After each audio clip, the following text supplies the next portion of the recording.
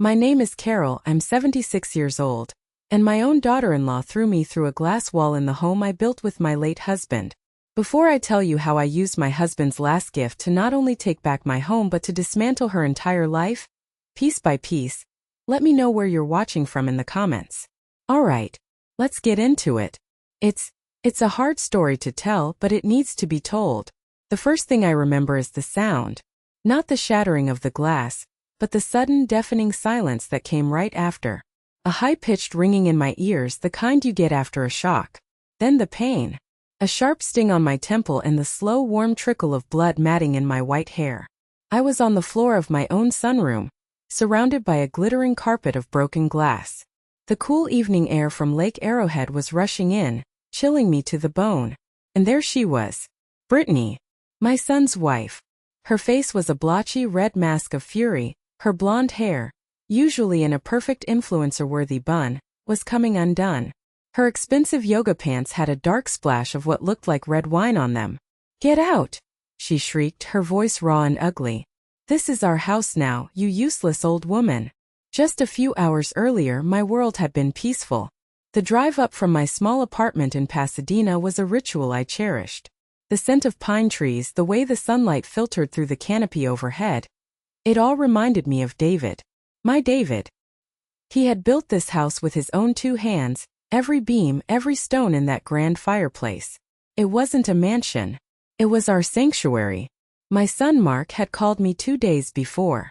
His voice had that casual, dismissive tone he used when he wanted something. "Hey Mom, Britt and I are taking the kids up to the lake house for a few days to get away from the city. Just a little rest." Rest. That's what he called it. What I found wasn't rest. It was an invasion. The thumping bass of some pop song vibrated through the floorboards the moment I stepped out of my car. Red plastic cups and soggy paper plates littered the lawn I'd spent weeks tending. The air, usually so clean, smelled of stale beer and chlorine. I walked inside, my heart sinking with every step. The chaos was even worse in here. Wet towels were thrown over my antique furniture, and a half-eaten pizza sat on the beautiful oak coffee table David had made. Brittany was in the kitchen, yelling into her phone, but her face lit up with a sickeningly sweet smile when she saw me. "Oh Carol, there you are. I was just about to call you," she said, ending her call abruptly. "Listen, while you're here, could you do me a huge favor? We're trying to get the insurance sorted for the boat, just a formality to make sure everything's protected now that we're using it more. Could you just sign these for me?" She slid a thick stack of papers across the granite countertop, a pen already clicked and waiting. I'm old, but I'm not a fool. I ran the books for David's construction business for 40 years. I know my way around a document. I picked up the stack, my eyes scanning the pages filled with dense legal jargon. And then I saw them. 2 words printed in cold black ink that jumped out at me as if they were on fire. Power of attorney. It felt like a punch to the gut. This wasn't about a boat. This was about everything. The house, the savings, the small inheritance David had left me. My hand started to shake, not from age, but from a rage so pure and cold it took my breath away. I placed the papers back on the counter very deliberately. "Brittany," I said, my voice steady, "I'm not signing this." The sweet facade shattered. Her smile vanished, replaced by a sneer. "You stupid old woman," she hissed, her voice dropping low. "Do you have any idea what you're doing? We need this. Mark's promotion fell through. We have debts. This house, this inheritance, it's just sitting here wasted on you." Wasted. I whispered, the word catching in my throat. "This house is my life." "Your life is over," she screamed, stepping closer. "You just rattle around in this big empty house, clinging to a dead man. It's our turn now. The kids need this. We deserve this." She was right in my face now, spitting her venom. All I could think about was my son. My Mark. How could he let this happen? How could he be a part of it? "You will not speak about my husband that way," I said, my voice rising to match hers. "And you will not steal from me. This is my home." "It's a piece of property," she shrieked, her eyes wild. "And you're in the way." That's when she shoved me. It wasn't a small push. It was a violent two-handed shove, fueled by greed and desperation. My body, frail at 76, offered no resistance. I stumbled backward, my arms flailing. The world tilted sideways, a blur of wood and light, and then came the explosion of glass. Now lying there with the shards of my life glittering around me, I could see the truth. They didn't see me as a mother. They saw me as an obstacle, a problem to be removed. Brittany was still screaming, her mouth moving, but I couldn't hear the words anymore. All I could hear was my own heart beating a slow, steady drumbeat of war. Through the shock, a cold, hard clarity I hadn't felt in years began to rise. I pushed myself up onto one elbow, ignoring the sharp pain in my side, looked her dead in the eye, and opened my mouth to speak. My mouth was open, but the words wouldn't come. My son, my Mark, finally appeared in the doorway, his face pale and drawn. He saw the broken glass. He saw me on the floor. He saw the blood trickling down my face. For a single fleeting second, I saw a flicker of horror in his eyes, the little boy I raised who was scared of monsters. But then Brittany shot him a look, a sharp, venomous glare, and the horror was gone, replaced by a shuttered, cowardly obedience. He did nothing. He didn't rush to me. He didn't scream at his wife. He just stood there, his shoulders hunched, his eyes darting between me and Brittany like a trapped animal. I could hear her whisper a sharp, angry hiss. "Do something, Mark. Get her out of here." He took a hesitant step, not toward me, but toward his wife, placing a placating hand on her arm. "Mom," he muttered, his voice barely audible. "Mom, you need to leave. Please. You're upsetting Brittany and the kids." The ringing in my ears stopped. In its place was a silence so profound, so absolute, it felt like the world had ended. Upsetting them. I pushed myself into a sitting position, the sharp edges of glass digging into my palms. I welcomed the sting. It was a reminder that this was real. "She just threw me through a wall, Mark," I said, my voice dangerously quiet, each word a carefully chipped piece of ice. "In the house your father built. And you're worried about her feelings." "It was an accident," he mumbled, refusing to meet my eyes. He was looking at the floor, at a spot somewhere near my feet, as if he might find the right words written there. "You startled her. You shouldn't have just shown up unannounced." Unannounced. In my own home. The absurdity of it was so staggering. A hysterical laugh bubbled up in my throat, but I choked it down. It would have sounded like a sob. "I pay the taxes on this house, Mark.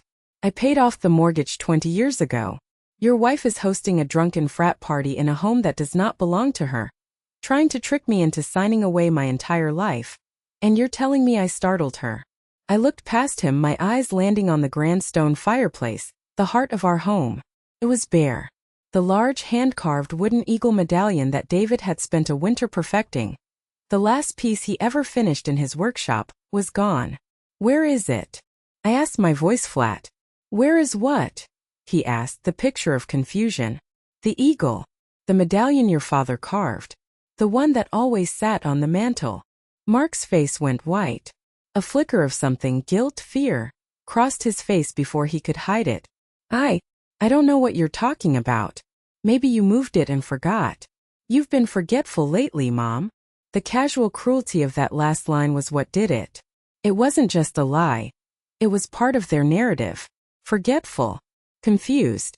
Unstable. The lie was as clear as the broken glass at my feet. That confirmed it. This wasn't a mistake. This wasn't a moment of anger. This was a war they had already been fighting without my knowledge.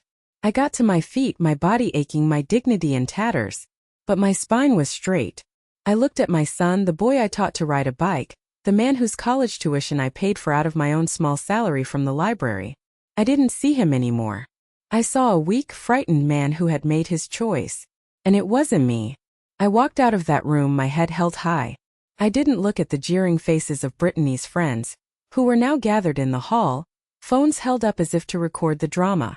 I walked out the front door into the cool night air and didn't look back. The drive back to Pasadena was a blur. I don't remember the traffic or the turns. I just remember the feeling of absolute hollowness. For a moment, a terrible creeping doubt entered my mind. Was Brittany right? Was I just a bitter old woman clinging to the past? Was I the one who was paranoid? The thought was a poison, seeping into the cracks of my broken heart. The next morning, needing to feel some sense of normalcy, I walked to the local market. That's when I saw Mrs. Gable, my neighbor from across the hall for 10 years. Martha, I called out, forcing a smile. She saw me, and her friendly face instantly tightened into a mask of disapproval. She physically turned her back to me, pretending to be intensely interested in a display of avocados, and scurried away down the aisle. I was floored. It was a public shunning. The hot flush of shame crawled up my neck. Later that day, her daughter called me, her voice laced with embarrassment. "Carol, I'm so sorry," she said. "Brittany called my mother yesterday. She told her a whole story about how you've been mentally unstable since David's funeral, how you're making these wild accusations. She said you showed up at the lake house and had a violent, destructive episode." My blood ran cold. It wasn't just an attack, it was a campaign. She was poisoning my world, isolating me, laying the groundwork for her story. The doubt I'd felt vanished, replaced by a cold, hard certainty. He chose her. In that moment, the son I had raised ceased to exist, and in his place stood a stranger I knew I had to defeat. The phone felt heavy in my hand after I hung up. The sting of Mrs. Gable's rejection was sharp, but it was also clarifying. Brittany wasn't just trying to take my home. She was trying to take my community, my reputation, my very identity. The fog of grief and shock that had clouded my mind finally lifted, and what was left was as clear and sharp as a shard of glass. I was not going to cry. I was not going to break. I was going to fight. My first thought was Sandra, my best friend for over 50 years. We met in a typing pool when we were just girls, fresh out of high school, and I'd watched with awe as she put herself through night school, then law school, eventually becoming one of the most respected judges in the county before she retired. If anyone understood the cold mechanics of a fight, it was Sandra. I called her. My voice betrayed none of the turmoil inside me. I laid out the facts clinically, one by one. The party, the power of attorney documents, the shove, the broken glass, the missing eagle medallion, and finally, the phone call from Mrs. Gable's daughter, the proof of Brittany's insidious smear campaign. She didn't offer platitudes or sympathies. That's not Sandra's way. She listened, a long silence on the other end of the line. I could hear the wheels turning in her brilliant legal mind. "Carol," she said finally, her voice like steel. "This is not a family dispute. This is a premeditated assault. The attempt to get you to sign that document was the opening move. The violence was their reaction to you not falling for the trap. The smear campaign is phase 2, to discredit you as a witness against them. This is strategy, and you need to treat it as such." "What do I do, Sandy?" I asked, the first crack appearing in my composure. "She's telling everyone I'm crazy." "Let her," Sandra said, her voice sharp. "Let her talk. Right now you do not engage. You don't call Mark. You don't try to reason with Brittany. You don't explain yourself to your neighbors. You go into lockdown. And you hire a warrior. You can't handle this with a simple family lawyer who deals with wills and trusts. You need a shark. Someone who specializes in elder financial abuse and asset protection. You need Elias Vance." The name sounded expensive. I had a comfortable retirement, but David and I were never extravagant. We built our wealth slowly, carefully, through saving and smart, modest investments. "He's the best litigator in Los Angeles, Carol," Sandra insisted, as if reading my mind. "He's ruthless, he's brilliant. And he has a special hatred for spoiled children who prey on their parents. He's expensive, yes. But losing your home, your savings, and your dignity will cost you a hell of a lot more. This is not the time to be frugal. This is the time to invest in your survival." She gave me his number. I stared at it for a full 10 minutes after we hung up. Written on a notepad next to my phone. This was the point of no return. Calling a lawyer like Elias Vance wasn't just asking for help. It was launching a missile. It meant accepting that my family as I knew it was over. It meant accepting that my son was my adversary. I took a deep breath, my reflection staring back at me from the dark screen of my phone. I saw the lines on my face, the silver in my hair, the small bandaged cut on my temple. They saw a frail, useless old woman. It was time to show them who I really was. I dialed the number. A crisp, professional voice answered. "Law offices of Elias Vance." "I'd like to speak with Mr. Vance," I said, my own voice sounding surprisingly strong. "My name is Carol Miller. Judge Sandra Phillips referred me." Mentioning Sandra's name worked like a magic key. The gatekeeper's professional wall crumbled slightly. Of course, Mrs. Miller. Please hold one moment. A moment later, a deep, calm voice was on the line. Mrs. Miller. Elias Vance. Sandra doesn't make referrals lightly. Tell me what's going on. For the third time, I recounted the story. It was getting easier, the emotional sting lessening with each repetition, leaving only the cold, hard facts. He listened without interruption, a skill I've learned is rare. He didn't interject with gasps of shock or words of comfort. He just absorbed the information. When I finished, he was silent for a moment. Then he said, Mrs. Miller, I need you to listen to me very carefully, because what we do in the next 24 hours will set the stage for this entire battle. Before you do anything else, before you even come to my office, I need you to go online. Change every single password you have. Bank accounts, email, social media, utilities, everything. Then call your bank and put a verbal password on your accounts that only you would know. Not your mother's maiden name. Something personal. A person who tries to steal a house will not hesitate to drain a retirement fund while they're at it. I've seen it happen in less than an hour. He paused, letting the weight of his words sink in. They've already started their narrative, painting you as unstable. We need to cut off every avenue they have to make that narrative a reality. No more access. No more information. From this moment on, you are a fortress. His voice was so full of confidence, of authority, that it extinguished the last flicker of fear inside me. I wasn't just a victim anymore. I was a client, and I had just hired a general for my war. I hung up the phone, not as a grieving widow, but as a client. The battle for my life, and for David's legacy, had just begun. After the call with Elias Vance, I moved with a purpose I hadn't felt since David's funeral. The lingering fog of shock and grief was burned away by the cold fire of adrenaline. I sat at my small kitchen table with my laptop, a cup of tea growing cold beside me, and I went to work. I was methodical.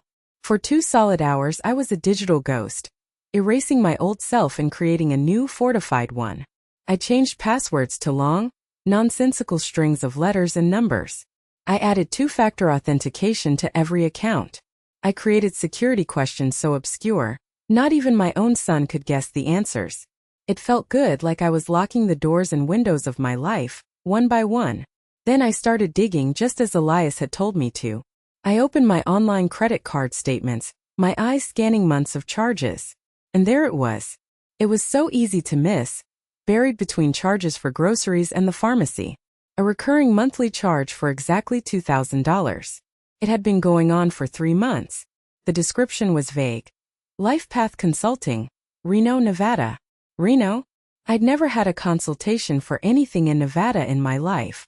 My fingers trembled slightly as I typed the company name into a search engine. A slick professional website popped up. The homepage featured a photo of a smiling woman with soft lighting and a calming blue background. Dr. Melody Finch, a grief therapist and LifePath coach. Her testimonials spoke of her intuitive guidance and compassionate remote analysis. My blood ran cold. This was it. This was their paid-for expert, the foundation of their entire scheme. 3 months. They had been paying this woman, building their fraudulent case against me, for 3 months. While I was grieving, they were plotting. The second discovery was even more chilling. I logged into my email and started searching my trash folder, looking for anything I might have deleted without thinking. And I found it. An email confirmation from the county records office, dated 2 weeks ago. It was for a $5 charge. The purchase. One notarized, official copy of David's death certificate. I hadn't requested it. There are only a few reasons you need an official copy of a death certificate long after the initial estate is settled. Selling major property, claiming a contested life insurance policy, or challenging a will or a trust in court. They were gathering their legal ammunition. But the final blow, the one that truly took my breath away, came from a place I never thought to look. Morbid curiosity, a need to see the face of the enemy, got the better of me. I typed Brittany's name into a search engine. Her mommy blog, as she called it, Radiant Modern Motherhood, was the first result. It was a sea of pastel pinks and soothing grays, filled with photos of my grandchildren in perfectly clean, coordinated outfits, and articles with titles like Finding Your Inner Peace Through Mindful Parenting. It was all a lie, a carefully curated fantasy. And there it was. Her latest post, published the morning after she'd thrown me through the glass. The title was The Heartbreak of Loving Someone Through Their Grief. I felt a wave of nausea as I read it. She never used my name. She was too clever for that. But it was unmistakably, cruelly me. It's one of the hardest things in the world, she wrote in her syrupy prose. To watch a beloved family matriarch, a woman you admire, fade after the loss of her soulmate. The grief can become a fog, twisting reality, turning loving memories into paranoid obsessions about inheritance. It's a delicate dance trying to protect her and her legacy, while she accuses you of the very things you're trying to prevent. She went on, a master of passive-aggressive martyrdom. Sometimes her fixation on material things, an old house, a piece of furniture, becomes so intense, she can't see the love right in front of her. She might even become hostile, lashing out at those who are only trying to help secure her future and her grandchildren's college fund. She ended the post with a plea for her followers to share their own stories of dealing with difficult, grieving relatives. The comments section was a torrent of misplaced sympathy.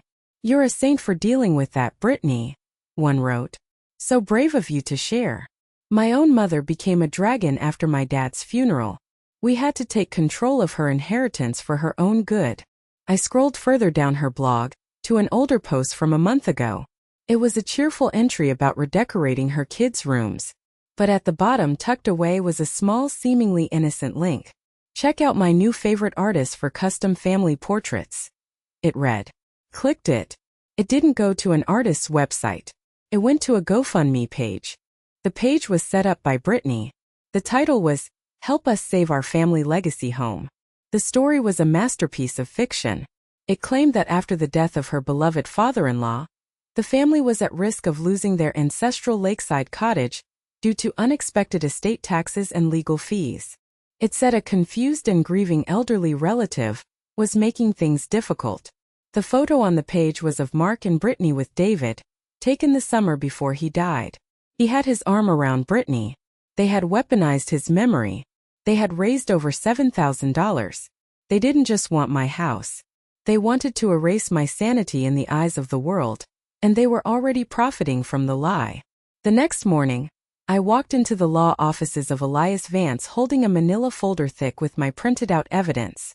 His building was a sleek tower of glass and steel in Century City, a world away from my quiet life. His office wasn't what I expected. There were no dusty law books. It was minimalist and modern, with a huge window overlooking the city. It was the office of a man who dealt in the present, not the past. Elias Vance was younger than I'd pictured, maybe in his late 40s, with a sharp suit and an even sharper gaze. He didn't waste time with small talk. He stood as I entered, shook my hand firmly and said, "Tell me everything." I sat down and laid the contents of the folder out on his polished desk. I walked him through each document, my voice steady. The credit card statement with the charge for the life coach, the email confirmation for David's death certificate, and finally the full damning printout of Brittany's blog post and the fraudulent GoFundMe page. I pushed the stack of papers across the desk.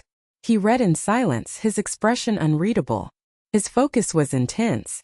When he got to the GoFundMe page, a muscle in his jaw tightened. That was the only outward sign of his reaction.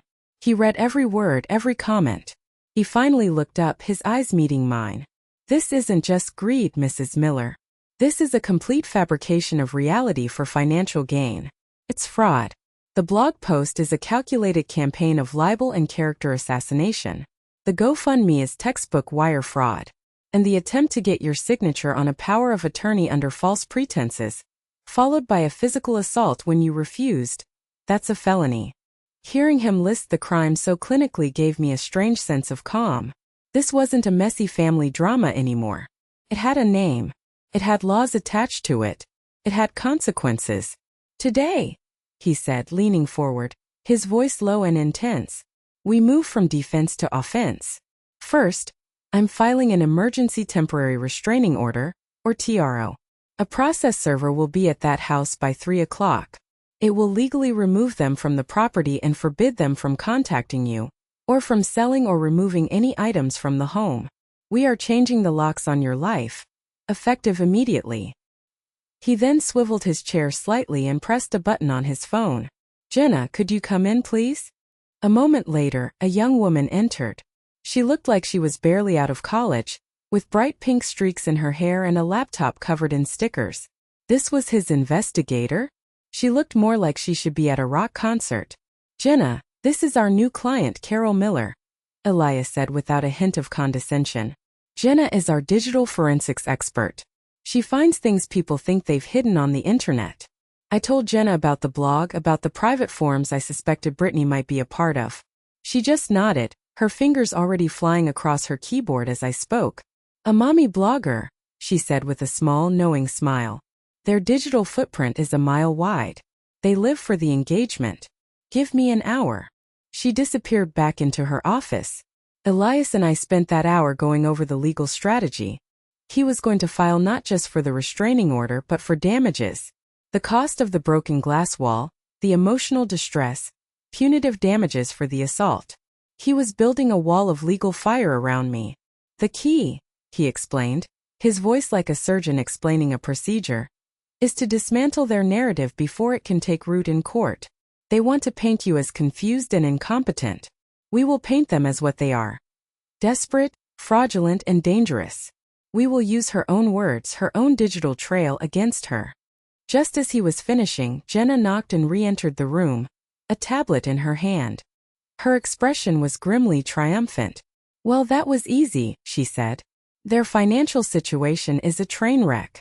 Mark's tech startup went under 6 months ago. The failure was spectacular. He's personally on the hook for over $150,000 in business loans he guaranteed. Their mortgage on their LA condo is 3 months past due. Brittany's blog makes maybe enough to cover their coffee budget. They're not just struggling, Mr. Vance. They're drowning. This explained the desperation. The raw, ugly need in Brittany's eyes when she shoved me. But this is the good part, Jenna said, turning the tablet toward us. She's part of a few private, invitation-only online forums for influencers. She thinks they're secure. She got sloppy. On the screen was a screenshot of a conversation. It was from a forum called Boss Mom Builders. Brittany's smiling profile picture was next to the post. The post read, OMG girls need advice. Dealing with a difficult ML situation. The old lady is sitting on a goldmine lake house and my husband is too sentimental to do what's necessary. I've found a grief coach in Nevada who is willing to sign off on a PTSD diagnosis for a fee. Once we have that, we can file for conservatorship. The house alone has enough equity to clear all of Mark's debt and fund the kids' college accounts. It's the perfect long-term solution. Wish me luck. I stared at the words, my breath catching in my chest. Conservatorship. The word hung in the air like a death sentence. It was the legal term for what they were doing, erasing me, declaring me legally dead while I was still alive. It was colder, more cruel than I could have ever imagined. Elias looked from the tablet to me, his face grim. There it is, he said softly. Malice aforethought. That's the nail in their coffin. They had built their case on a foundation of lies, but we were about to bring it all crashing down with the one thing they couldn't fight. The truth.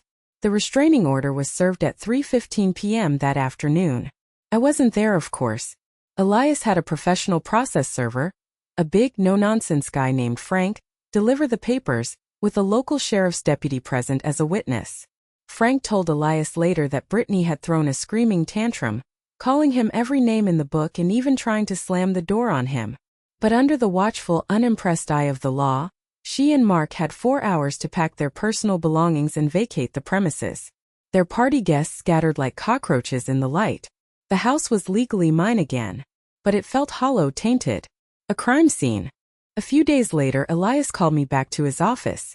We have a very strong case, Carol, he said, steepling his fingers.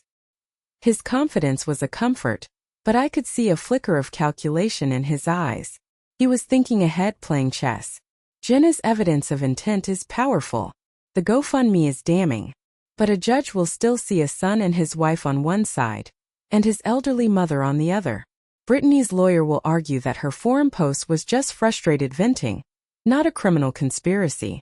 They'll say you're misinterpreting everything because of your grief. We need something more. Something personal.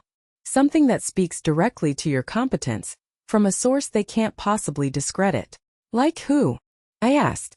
All my friends are my age. They'll just say we're all confused old women together. What about David? He asked gently. The question hung in the air. David's gone, Elias. I know, he said. But did he leave anything behind? Journals, letters, anything? He was a meticulous man from what you've told me. A builder. A record keeper. He wouldn't have built a life without leaving behind some kind of blueprint. And then it hit me. David wasn't a writer. He was a craftsman. He built things. And he talked. He was always recording his thoughts, his ideas for projects, into a small old-fashioned cassette recorder in his workshop. He said it was faster than writing. He'd sit in his old chair, the recorder in his hand, and just talk through his plans. I hadn't thought about those tapes in years. Stay with me because what we found in that dusty workshop changed everything. That weekend, Elias and Jenna met me at the lake house. Walking back in was hard. The restoration crew hadn't started yet, and the smell of stale beer and Brittany's cheap perfume still lingered. A dark red stain was soaked into the living room rug like a wound, but I didn't let myself dwell on it. I led them straight to the back to David's workshop. It was my sanctuary too. The scent of sawdust and linseed oil was the smell of my husband. It was dusty now, a fine layer covering everything. His tools hung in perfect order on the pegboard wall.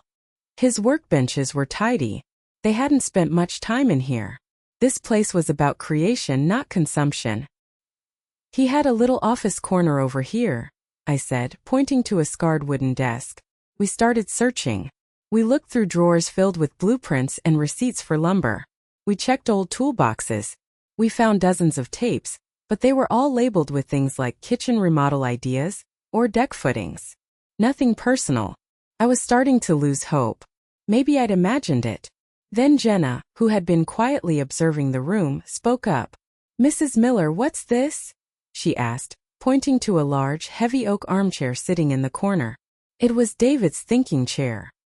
He'd built it himself 30 years ago, and it was his throne.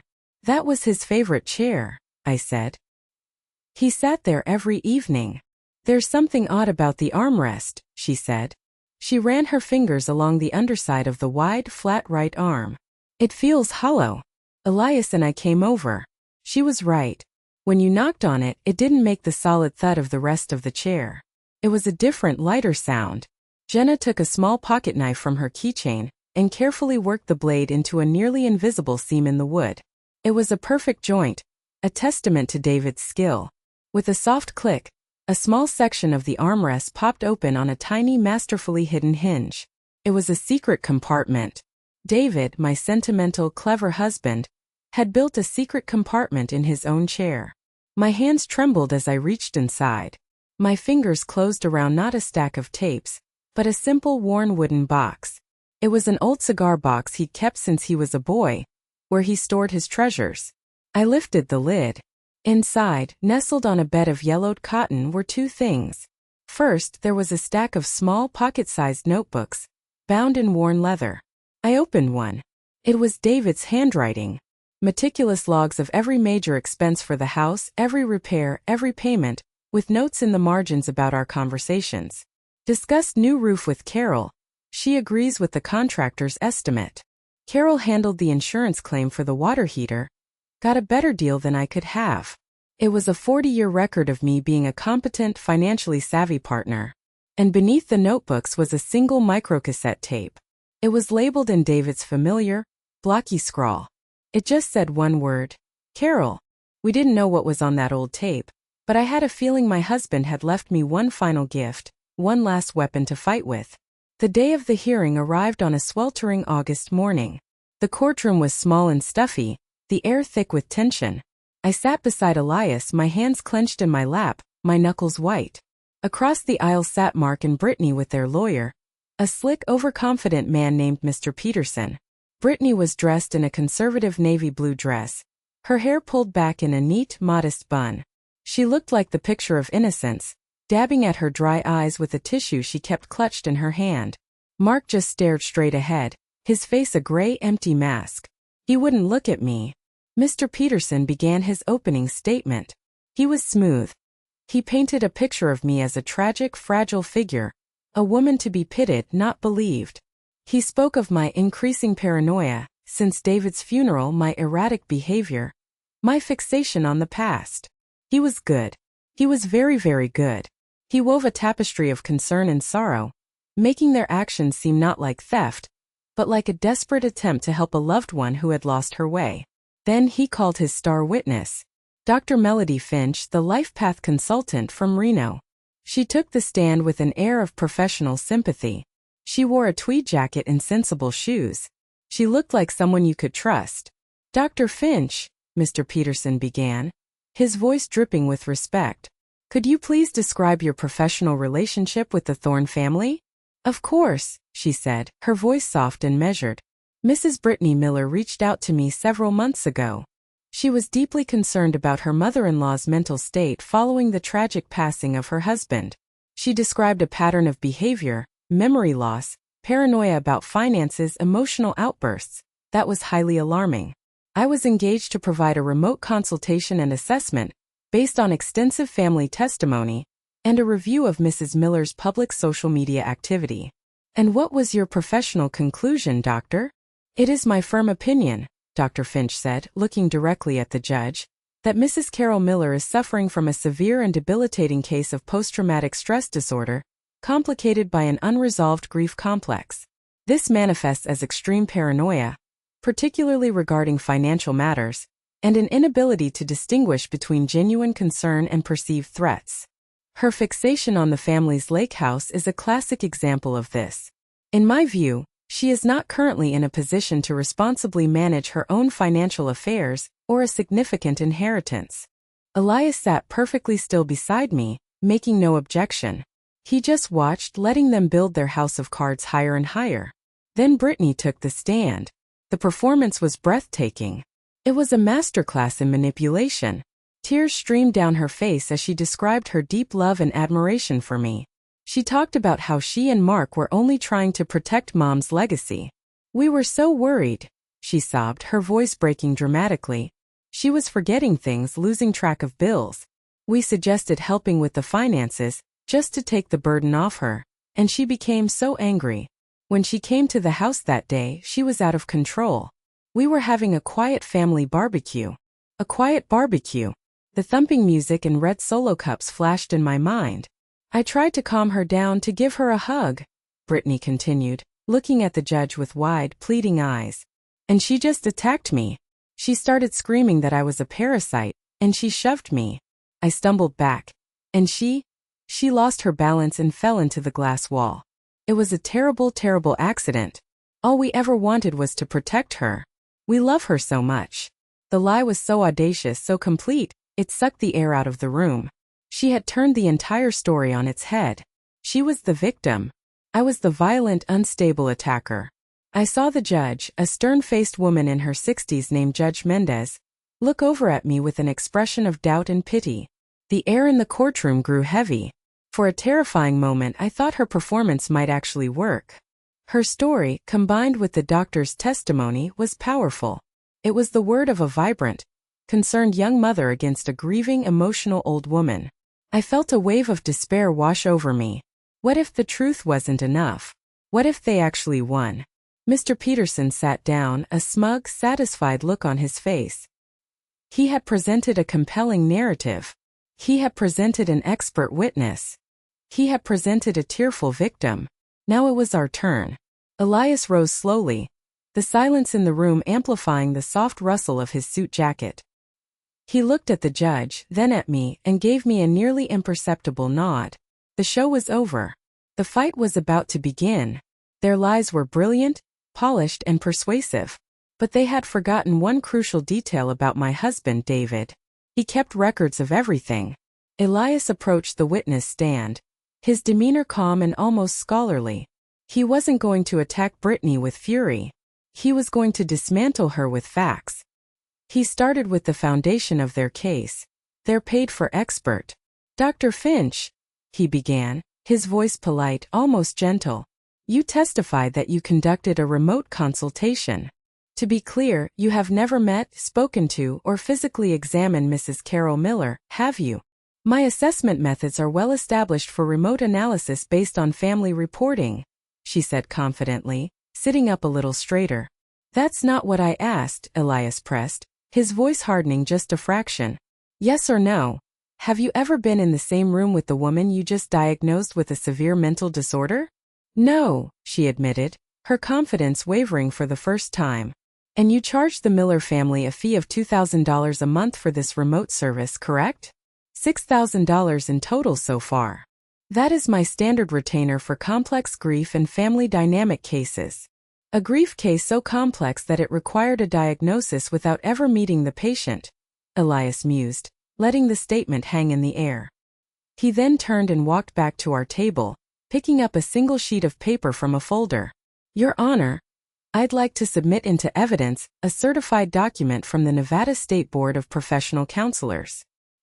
He handed it to the clerk, who passed it to the judge. The document looked official, stamped and sealed. It's a public disciplinary action from last year.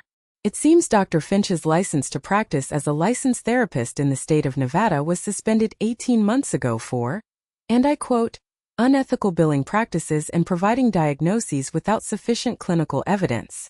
A collective gasp went through the small courtroom. Dr. Finch's face turned from pale to crimson. Mr. Peterson jumped to his feet, shouting, Objection! Relevance! It is entirely relevant, counsel, Judge Mendez snapped, her eyes narrowed as she read the document. It speaks directly to the credibility of your expert witness. She looked down at the bright red face on the witness stand. Dr. Finch, you are excused. And I would advise you to find a good lawyer of your own before you leave this courthouse. The first pillar of their case had crumbled into dust. But Elias was just getting started. He didn't call me to the stand. Instead, he placed the old wooden cigar box on the evidence table with a soft, definitive thud. Your Honor, he said, the defense has painted a picture of my client as a woman incapable of managing her own affairs, a woman whose grief has made her incompetent. I'd like to present a slightly different history. He opened the box and took out David's small leather-bound notebooks. For the next 20 minutes he walked the judge through 40 years of my life. He showed entries where David had explicitly noted my involvement and competence. He pointed to the log from 5 years ago detailing the refinance of the Lake House mortgage, a process the notes confirmed I had managed entirely on my own, navigating the banks and paperwork, saving them thousands of dollars. He read an entry from 10 years ago. Carol handled the stock sales for Mark's college fund. She got a better price than our broker thought possible. The narrative of the confused, incompetent widow was being systematically dismantled, replaced by the reality of a sharp, capable woman who was an equal partner in her marriage. Then he picked up the stack of letters.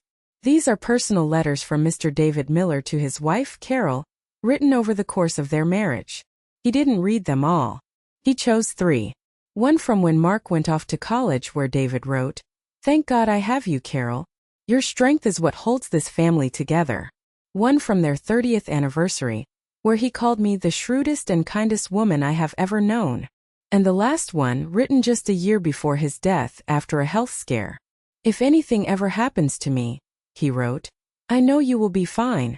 You are smarter and tougher than anyone gives you credit for. You are the rock. Brittany was no longer crying. She was staring at Elias, her eyes wide with disbelief and fury. This wasn't part of her plan. Finally, Elias walked to the clerk. Your Honor, we have one final piece of evidence. It is a microcassette recording, made by David Miller approximately 1 month before he passed away. The clerk produced an old cassette player. The courtroom was utterly silent. Elias pressed play. A hiss of static and then, David's voice. It was weaker than I remembered, raspy with illness, but it was him. It filled the room, warm and familiar and devastatingly real. He wasn't talking about legal matters. He was just talking, as if to himself, into his little recorder in his workshop. He talked about his pride in the house, about his love for me. And then he said it. I worry about Mark sometimes, his recorded voice said, a note of sadness in it. He's a good boy, but he's easily led. He lets ambition cloud his judgment. He gets that from me, I suppose. But I hope he remembers what really matters. I hope he always protects his mother. She's the bedrock of this family. Her mind even now is sharper than any of ours. I just hope no one with a hungry ambition ever tries to take advantage of his nature, or her love for him. As my husband's voice filled the silent courtroom, I looked at my son. His face was pale, his composure shattered. He finally understood. He hadn't just betrayed me, he had betrayed his father's memory. The tape ended. The soft click of the player stopping echoed in the profound silence of the courtroom. No one moved. No one spoke. David's words, his love, his foresight, hung in the air like an irrefutable truth, a voice from the grave passing final judgment. Judge Mendez took off her glasses and slowly, deliberately, cleaned them with a cloth from her pocket.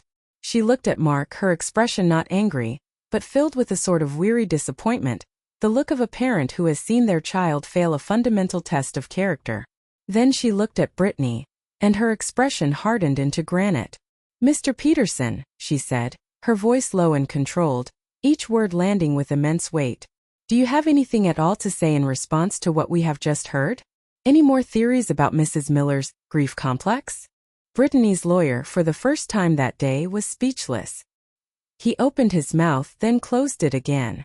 He shuffled his papers, looking for a script that didn't exist. "Your Honor, my clients were acting out of a misguided sense of concern."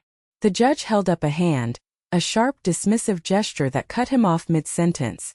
"Save it, counsel," she said sharply. "I've heard enough fiction for one day." She put her glasses back on and looked directly at Brittany and Mark. "In my 15 years on the bench," she began, "I have seen a great deal of family strife. I have seen greed and I have seen desperation. But rarely have I seen such a calculated, malicious, and frankly, cruel attempt to gaslight and defraud a family member. You didn't just try to steal this woman's property. You tried to steal her sanity. You tried to steal her identity, to paint her as incompetent so you could raid her assets to pay for your own financial irresponsibility."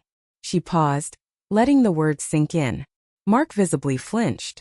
Brittany stared back, her expression now one of cold, defiant hatred. The mask was completely gone. "The temporary restraining order is hereby made permanent," the judge declared, her voice ringing with authority. "Mrs. Carol Miller is affirmed as the sole and rightful owner of the property at Lake Arrowhead and all its contents. Any and all attempts to establish a conservatorship are dismissed with prejudice." It was a total victory. But she wasn't done. "Furthermore," she continued, her voice rising, "this court finds that the defendants, Mark and Brittany Miller, engaged in a conspiracy to commit fraud, supported by perjured testimony from a discredited witness. The physical assault, as credibly described by the plaintiff and indirectly corroborated by the mountain of evidence of your motives, is a matter I will be referring to the district attorney's office for potential criminal charges." Brittany let out a small, strangled gasp, a sound of pure shock. The word criminal had finally pierced her bubble of entitlement. "And finally," the judge said, her eyes boring into them, "the defendants are ordered to pay for all of the plaintiff's legal fees. In addition, for the emotional distress, the libelous character assassination, and the physical assault, I am awarding punitive damages to Mrs. Miller in the amount of $50,000. This is not a debt to be negotiated. It is a judgment to be paid in full within 90 days. This court is adjourned." The gavel slammed down, the sound like a gunshot that ended a war. The aftermath was immediate and chaotic. Brittany erupted. It was no longer a performance of quiet tears. It was a shrieking raw explosion of rage. "You useless idiot!" she screamed at Mark, right there in the courtroom, jabbing a finger in his chest. "This is all your fault. You were supposed to handle her. You're weak just like your father said." She turned on her lawyer. "And you? What kind of lawyer are you? I paid you thousands. You let her win." She stormed out of the courtroom, shoving past a court officer, her curated facade of the serene, mindful mother utterly shattered. Mark didn't move. He just sat there, slumped in his chair, his head in his hands, completely broken. The story didn't stay in the courtroom. A local news reporter had been in the gallery, drawn by the public nature of Brittany's blog. That evening, the headline on the local news website read, "Influencer blogger and husband accused of felony fraud and scheme to steal mother-in-law's inheritance." The article included details from the hearing, including quotes from David's letters, and the damning testimony about the suspended license of their expert. The fallout was swift and brutal. The comments on Brittany's blog turned from sympathy to pure vitriol. Her sponsors, a meal kit company and a line of organic baby clothes, dropped her within 24 hours, issuing public statements condemning her actions. Her curated online world was annihilated. For Mark, it was quieter but just as devastating. His firm, a national real estate company that prided itself on its image of integrity, launched an internal ethics investigation. He was suspended, and a week later he was fired. The shame was too public, the crime too ugly. A few months after that, I received a letter from Mark's new lawyer. He was filing for divorce, citing irreconcilable differences. The pressure of the debt, the public humiliation, and the impending criminal investigation had been the final straw. They had tried to destroy my life for money, and in the end it was money or the lack of it that destroyed theirs. But my story wasn't over. I won. The legal documents said so. The $50,000 judgment, which Elias assured me he would collect with ruthless efficiency, said so. But when I first walked back into my lake house, key in hand, it didn't feel like a victory. It felt like walking through a graveyard. The ghost of their presence was everywhere. The dark red wine stain on the rug, the lingering sickly sweet smell of Brittany's perfume, the hollow space on the mantel where David's wooden eagle used to be. The house was mine, but the sanctuary was gone. For the first week I couldn't stay there. It felt contaminated. I just hired a professional restoration crew, a team that specialized in deep cleaning and repairs. I gave them one instruction. I want every trace of the last few months erased. I don't want to see, smell, or feel anything that reminds me of them. They replaced the shattered glass wall with a stronger, clearer panel of glass. They spent 2 days working on the wine stain, and when they were done it was gone as if it had never been. They deep cleaned the carpets, scrubbed the walls, and even refinished the countertops where beer bottles had left sticky rings. It cost a small fortune, but it was a necessary exorcism. I needed to reclaim the space not just legally but spiritually. While they worked, I stayed in my Pasadena apartment and I thought, what was I going to do now? The fight had given me a purpose and all-consuming focus. But the fight was over. I could sell the house, travel, live a quiet life of reading and gardening. But that felt like a retreat. It felt like letting them win in a different way, by making me smaller, quieter. David's voice from the cassette tape echoed in my mind. Her mind is sharper than any of ours. He saw my strength. Elias Vance saw it. Sandra saw it. The only person who hadn't seen it, not really, was me. I had spent so many years as a wife, a mother, a caregiver. I had forgotten who Carol was. I decided right then that I wasn't going to be a quiet widow anymore. My experience, as painful as it was not unique. The letters and emails had already started trickling in after the news story broke. Other seniors telling me their own quiet stories of betrayal, of children who saw them not as parents, but as piggy banks. How many of them didn't have a friend like Sandra, or the funds for a lawyer like Elias? The idea took root and grew with a fierce, undeniable energy. I wasn't going to just heal. I was going to build. I called the broker who handled the sale of David's small fishing boat years ago. I have another boat to sell, I told him. It was a beautiful, expensive ski boat that Mark and Brittany had used constantly as if it were their own. Selling it felt like the first real act of cleansing.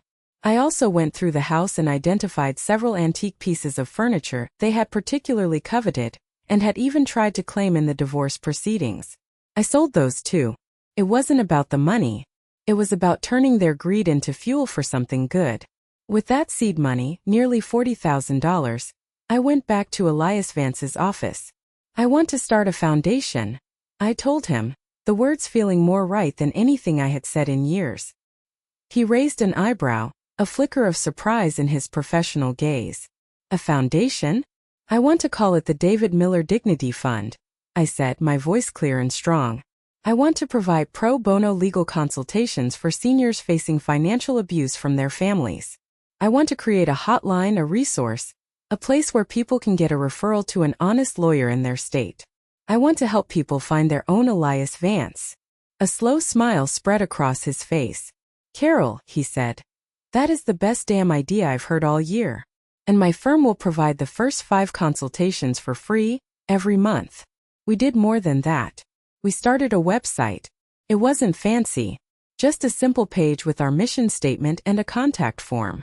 And on that website, I decided to do something that terrified and exhilarated me. I told my story. Not the vague, sanitized version, but the whole, ugly truth. Then, at Jenna's suggestion, I took it one step further. She came over with a simple camera and set it up in David's newly cleaned workshop, with his tools hanging neatly in the background like a silent testament to integrity and hard work. I was nervous, my hands trembling. "Just talk to them, Carol," she said gently. "Talk to them like you talked to me." So I did. I looked into that small black lens and I told the world what had happened. I ended the video by saying, "My name is Carol Miller. They tried to tell me my life was over. They were wrong. It's just beginning." I called the YouTube channel The Elder's Guard. I thought maybe a few hundred people would see it. My voice was being heard by thousands. But there was only one small voice I was still desperate to connect with. The video didn't get a few hundred views. Within a month it had over 1 million. It was shared in retirement communities on Facebook, on caregiver forums, in legal aid circles. My story, my specific pain, had touched a universal nerve. The David Miller Dignity Fund was flooded with donations and, more importantly, with pleas for help. We hired 2 part-time paralegals just to handle the intake, filtering cases to a growing network of volunteer lawyers across the country. I had found my purpose. The house on the lake was no longer a quiet retreat. It was my headquarters, and David's workshop was my studio. But amidst all the good work, there was a persistent, quiet ache in my heart. Lily, my granddaughter. In the messy aftermath of the divorce and the restraining order, I had lost all contact with her. She was the innocent one, the collateral damage in a war she didn't understand. Mark had primary custody, but he had moved 2 towns over and, out of shame or anger, never reached out. I honored the legal boundaries, but every time I saw a young girl with blonde pigtails, my heart would clench with a grief that felt sharper than the one I had for David. Then, almost a year to the day after the hearing, I received an email. It wasn't from Mark. It was from his divorce lawyer. The subject line was, "Regarding Lily Miller." My hand shook as I opened it. The letter was brief and formal. It said that Lily, who was now 12, had been consistently asking her father to see me. She had found my YouTube channel on her own.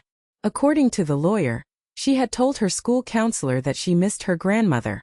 Mark had finally agreed to supervised visitation, on the strict condition that the lawsuit and his relationship with Brittany were never to be discussed. I wrote back a one-word reply. Yes. Elias handled the legal arrangements, setting up a protocol as intricate as a peace treaty.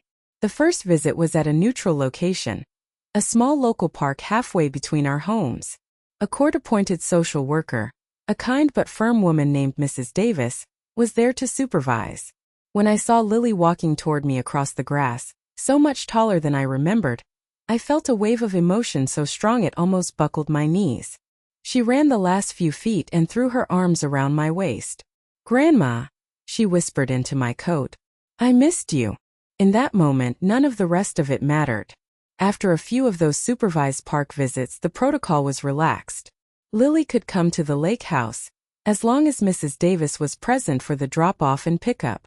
The house, which had felt so empty, came alive again when she was there. We baked cookies in the kitchen that was once again filled with the scent of vanilla instead of betrayal. We worked on puzzles on the living room floor. But her favorite place was David's workshop. She had his hands, his patient curiosity. She loved the feel of the different woods, the smell of the sawdust. One afternoon, while she was carefully sanding a small piece of scrap wood, she looked up at me, her young face serious. "Grandma," she said quietly, "is it true what Mom says?" My heart stopped. This was the minefield. "What does she say, sweetie?" She says you were cruel. That you took this house from them because you hated her and wanted all of Dad's money for yourself." The words were recited, not felt. The words of her mother. This was the moment. The one I had dreaded and prepared for. I couldn't violate the court agreement. I couldn't tell her that her mother was a liar and a thief. But I had to give her a piece of the truth she could hold on to. I sat down on the stool next to her. "Lily," I said, choosing my words carefully as if they were delicate tools. "Sometimes when grown-ups make very big mistakes, there are consequences. And sometimes, people who don't want to accept responsibility for their mistakes find it easier to call the consequences cruel. It's less painful than admitting they were wrong. She looked down at the piece of wood in her hands, her small fingers tracing the grain. Like when I sneak a cookie before dinner, and Dad takes away my tablet for the night? I felt a lump form in my throat. Exactly like that, sweetheart. You get mad at Dad for taking the tablet. But was the consequence cruel? Or was it just the fair result of breaking a rule? She thought about it for a long moment, her brow furrowed in concentration. It was my fault, she said finally, so softly I could barely hear her. For taking the cookie.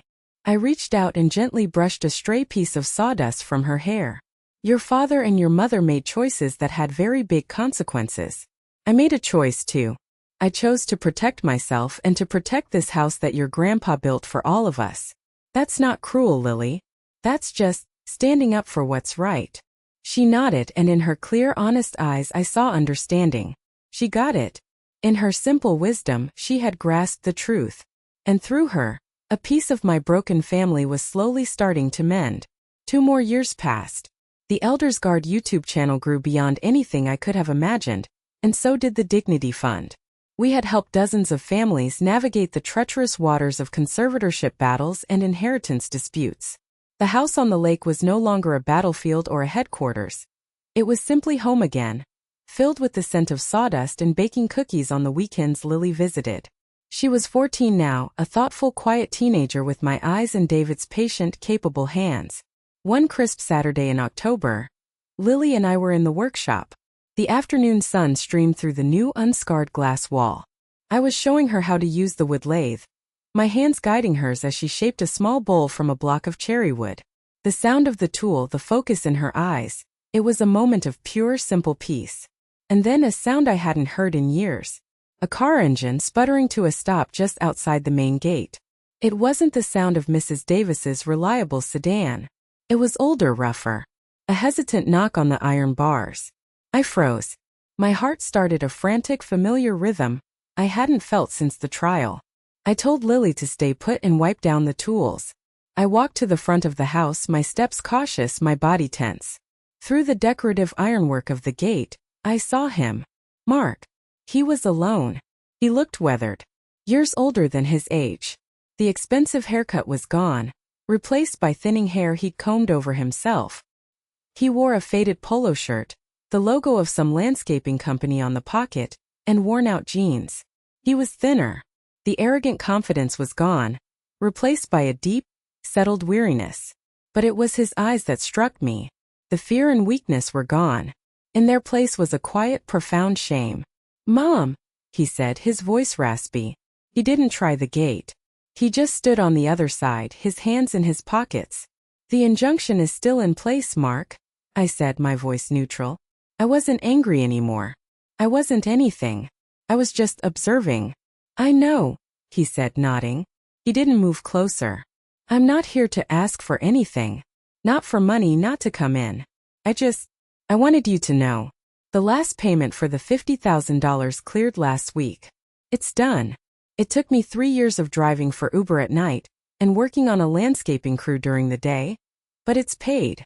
I didn't know what to say, so I just listened. I watch your videos sometimes, he confessed, looking down at his scuffed work boots. The ones with Lily. She's amazing, Mom. You're good for her. You're giving her what I couldn't. He took a ragged breath. That tape. Dad's voice, it broke me. Not in the courtroom, that was just shock. But later. For months I played his words over and over in my head. I realized I didn't just betray you. I betrayed him. I let Brittany's ambition, her greed. I let it become my own because I was too weak to get a real promotion, too scared to admit my business had failed. I was a coward. I stood there and watched her hurt you, and I chose the easy path. There's no excuse for it. Tears were welling in his eyes, the first genuine tears of remorse I had ever seen from him. I don't expect you to forgive me, he said, finally looking up at me, his eyes pleading. I don't deserve it. I don't deserve this house or your cookies or anything. I just needed to say it. To you. I'm sorry. I was the fool who let his wife convince him that the strongest, most competent woman I've ever known was weak.